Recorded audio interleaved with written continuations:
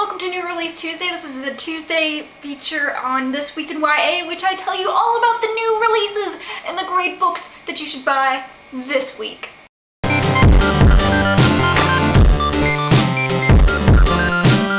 On July 31st, we start off with No Boys Allowed by Simone, and this is about a 16-year-old girl who has been living on her own since she was about 9 with her younger brother, and now the state wants to come in and tell her to live with a foster family that she doesn't really care about. She's just kind of like, I'm an independent woman. And on top of that, she has a group of friends who they're kind of saying is no boys allowed to get in between our friendships, and the main character, she actually falls in love with a guy and she has to hide it from her friends, which, you know, sooner or later that has to come out, right? Destiny by Gillian Shields, and this is the 4th book in the Immortal series. Crazy times at Wildcliff School when a mysterious boy comes from music lessons. Helen is given her mother's brooch, which she finds to be a little bit mysterious, and a new High Master shows up at Wildcliff. Dun dun dun! Hide and Seek by Shepard, which is the 4th book in the Lion Game series. Our main character is adopted and she has a twin sister, and when the main character dies, her twin sister kind of takes over her life and tries to figure out who killed her. And it gets even crazier when she finds out that her parents have hidden some things that might have led to her death. So exciting, mysterious. I think I might want to read this series. And so tell me what you think below if you've read this series, what you think about it. I asked Twitter and a lot of people had read the 1st book, but they haven't like caught up with the rest of the series. But it seems like a lot of fun, even if it's just kind of like for entertainment or whatever. It seems like a really neat read. On August 1st, we have the 3rd book in the Book of Tormod series by Cat Black, and this is called A Templar's Destiny. And this sounds like a really fun book. I really like the cover. It's very like art looking, and I thought it was maybe a graphic novel, but from the description it seems like it's just a regular chapter book.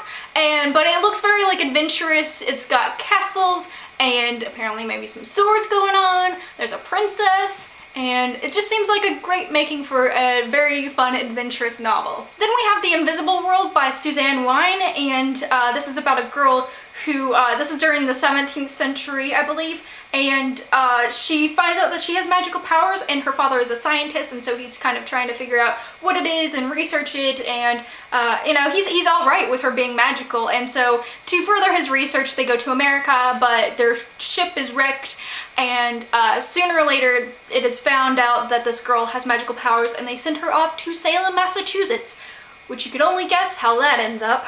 Someday Dancer by Rubin is about a girl named Casey Quinn who wishes to be a ballet dancer in Manhattan.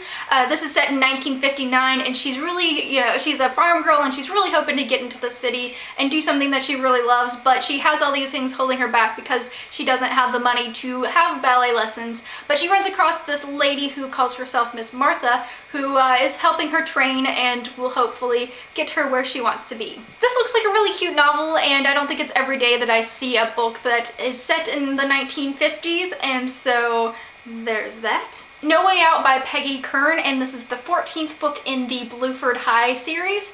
And this is about a boy who, his grandmother is ill and he needs to pay her medical bills, and the state is wanting to put him in a foster home, and all this other stuff builds up, and he decides that he's going to make a deal with a local drug dealer and become a drug dealer himself in order to kind of save himself. But in the end, he has to deal with all the violence and all the bad things that he has surrounded himself with in order to make money. This book was originally published by Townsend Press in 2008, but it has been now published by Scholastic. On August 2nd, we have Survive by Alex Morel, and this is about a girl who is coming home from a mental institution when her plane crashes on the side of a mountain. And this is very like Hatchet meets Lost, is what Goodreads says, and basically she and this guy named Paul are the only ones to be alive, and so they kind of have to bond over that and, keep each other warm and help each other survive.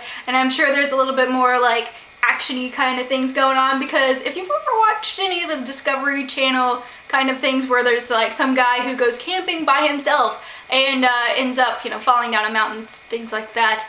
And if you've ever read Hatchet, you know what I'm talking about. It's a lot of life and death. How do you combat the nature? And lastly, we have The Waiting Sky by Lara Zielin, and this is about a girl who, her mother is this alcoholic and gets her and her friend in almost fatal car accident, and the main character decides that she wants to reconnect with her brother who left home a while back and hasn't looked back since, and she kind of has to deal with that on top of her mother. And her brother is a storm chaser, a tornado chaser, and so she decides that she wants to do that with him and his buddies, and to kind of try to figure out herself and her own situation. Also, I really love this book cover. It's got a tornado in a jar, and it's just very pretty and very like eye-catching. Also the fact that her mother is an alcoholic, and so that might lend to the jar thing as well.